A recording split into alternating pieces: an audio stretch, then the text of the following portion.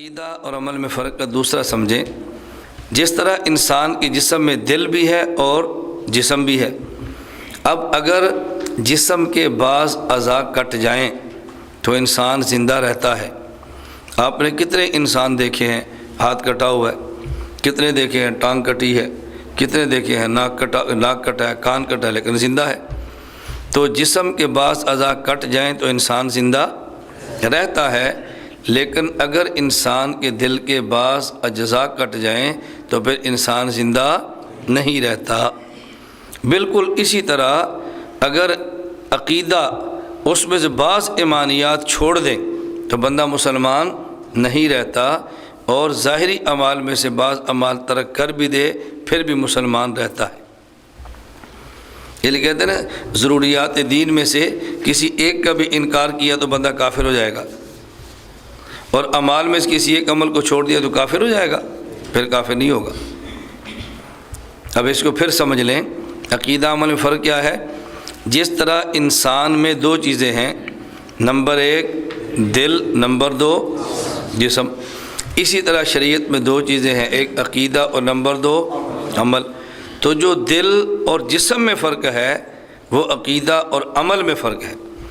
جسم کے بعض اعضاء کٹ جائیں تو انسان زندہ رہتا ہے، اور دل کے بعض اجزاء کٹ جائیں تو انسان زندہ نہیں رہتا۔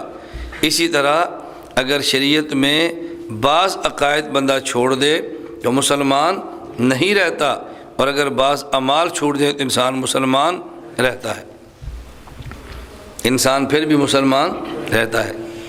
اس پر ایک سوال اور اس کا جواب ذہن میں رکھ لیں۔ جب بعض اعمال کے ترک سے انسان کافر نہیں ہوتا، مسلمان رہتا ہے، تو پھر بعض احادیث میں بعض اعمال کے چھوڑنے پر انسان کو کافر کیوں کہا ہے؟ احادیث سے پتہ چلتا ہے کہ بعض اعمال چھوڑنے پر انسان کافر ہو جاتا ہے۔ حدیث پاک میں ہے، من ترک الصلاۃ متعمدا فقد کفر، جس آدمی نے جان بوجھ کر نماز چھوڑی وہ کافر ہو گیا۔ ہمارا موقف یہ ہے کہ بعض اعمال کے چھوڑنے سے آدمی کافر نہیں ہوتا، اور حدیث پاک میں نماز جان بوجھ کر چھوڑے تو کافر ہو گیا، تو بظاہر یہ حدیث ہمارے عقیدے کے خلاف ہے نا۔ سوال سمجھ آ گیا؟ جواب ذہن نشین فرمائیں۔ من ترک الصلاۃ متعمدا فقد کفر کا معنی یہ نہیں ہے کہ جس نے جان بوجھ کر نماز چھوڑی وہ کافر ہو گیا۔ اس کا معنی یہ کہ جس نے جان بوجھ کر نماز چھوڑی اس نے کافروں والا کام کیا ہے، کافر نہیں ہو بلکہ کافروں والا کام کیا ہے۔ شراب پینے سے بندہ کافر نہیں ہوتا، لیکن شراب پینا کام مسلمانوں کا نہیں ہے، کافروں کا ہے۔ سود کھانے سے کافر نہیں ہوتا، لیکن سود کھانا کام کافروں کا ہے۔ جھوٹ بولنے سے کافر نہیں ہوتا، لیکن جھوٹ بولنا کام کافروں کا ہے۔ آیت المنافق ثلاث، منافق کی 3 نشانیاں ہیں۔ اذا حدث جی کذب، جب بات کرے تو جھوٹ بولتا ہے۔ اذا وعد اخلف، جب وعدہ کرے تو وعدہ خلافی کرتا ہے۔ واذا اؤتمن خان، امانت رکھے تو بددیانتی کرتا ہے۔ اب اس کا معنی یہ نہیں کہ منافق ہے، اس کا معنی اس کے اندر منافق کی نشانیاں ہیں، منافق نہیں ہے، منافق والے کام کرتا ہے۔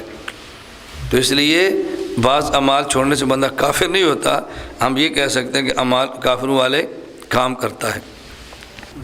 اس لیے ہم کہتے ہیں دیوبند کا کوئی نظریہ کبھی بھی حدیث کے خلاف نہیں ہوتا، دیوبند کا کوئی نظریہ کبھی بھی قرآن کے خلاف نہیں ہوتا۔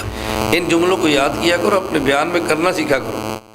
میں کہا کرتا ہوں کہ دیوبند کا کوئی عقیدہ قرآن کے خلاف نہیں ہوتا۔ یہ ہو سکتا ہے قرآن کے خلاف نہ ہو لیکن نظر آئے۔ جب عقیدہ قرآن کے خلاف نہ ہو لیکن خلاف نظر آئے تو پھر اہل نظر سے اپنی نظر کا علاج کراؤ، انشاءاللہ خلاف نظر بھی نہیں آئے گا۔ دیوبند کا نظریہ ہو اور حدیث کے خلاف نظر آئے، اپنی نظر کا اہل نظر سے علاج کراؤ، انشاءاللہ عقیدہ حدیث کے خلاف نظر بھی نہیں آئے گا۔ دیوبند کے پاس علمی درسگاہ بھی ہے، اور دیوبند کے پاس اصلاح نظر کے لیے خانقاہ بھی ہے۔ ہمارے دیکھو مرکز میں دونوں چیزیں ہیں، درسگاہ بھی ہے اور خانقاہ بھی ہے، اور ایسی مثالیں آپ کو دنیا میں بہت کم ملیں گی، بہت کم، میں نہیں کہتا ہے نہیں، لیکن بہت کم ملیں گی۔ میں بات اس لیے سمجھاتا ہوں، ہمارے جہاں پر تحریکیں ہیں وہاں خانقاہ نہیں ہے، اور جہاں خانقاہ ہے وہاں تحریک نہیں ہے۔ تحریک والے خانقاہوں والے کہتے ہیں صوفی ہیں، بے حس ہیں، مذہبی غیرت نہیں ہے۔ اور خانقاہ والے کہتے ہیں تحریکوں والے جذباتی ہیں، شدت پسند ہیں، کام کرنے کا طریقہ نہیں آتا، اسلاف کے راستے سے ہٹے ہوئے ہیں، ایک ٹکر چل رہی ہے۔ ہم اللہ کا شکر ادا کرتے ہیں کہ مرکز میں تحریک بھی ہے، خانقاہ بھی ہے۔ کوئی یہ نہیں کہہ سکتا کہ دونوں چیزیں نہیں، تحریک بھی چل رہی ہے، خانقاہ بھی ہے، دونوں نظام ہیں۔ ہاں ہمارے کام کو تھوڑا عرصہ ہوا، ہم یہ تھوڑا عرصہ ہوا ہے نا، کچھ عرصہ مزید جائے گا تو انشاءاللہ پوری امت کو بات سمجھ آ جائے گی کہ دو چیزیں اکٹھی کیسے چل سکتی ہیں۔ ہمارے مشائخ نے چلائی ہیں اور ہم انشاءاللہ چلا کر دکھائیں گے۔ سید احمد شہید رحمۃ اللہ علیہ امیر المجاہدین بھی ہیں، خانقاہ کے مریدین کے پیر بھی ہیں۔ شیخ الہند رحمۃ اللہ علیہ انگریز کے باغی بھی ہیں اور خانقاہ کے پیر شیخ طریقت بھی ہیں۔ حضرت مولانا الیاس دہلوی رحمۃ اللہ علیہ تبلیغی جماعت کے بانی بھی ہیں، سہارنپوری سے خلافت اور بیعت اور اللہ کی ضربیں بھی ہیں۔ مولانا احمد علی لاہوری رحمۃ اللہ علیہ جمعیت علماء اسلام کے مرکزی امیر بھی ہیں اور شیرہ والا باغ خانقاہ کے پیر بھی ہیں۔ لیکن دونوں باتیں چلائی ہیں، اب کیوں نہیں چل سکتی؟ اب بھی چل سکتی ہیں۔ بس دعا کرو اللہ میں اکابر کا صحیح وارث اور جانشین بنائے۔ تو آپ نے دونوں کام چلانے ہیں، خانقاہ بھی چلانی ہے اور ساتھ ساتھ انشاءاللہ اللہ کو منظور ہوا تو تحریک بھی چلانی ہے۔ ہم بتائیں بھائی نہیں، ایسا مسئلہ نہیں کہ دونوں اکٹھے نہیں ہو سکتے، اکٹھے ہو سکتے ہیں، ایک مشکل کام نہیں ہے، بس ذہن بننے کی ضرورت ہے۔ اللہ ہم سب کو دونوں کام کرنے کی توفیق عطا فرمائے۔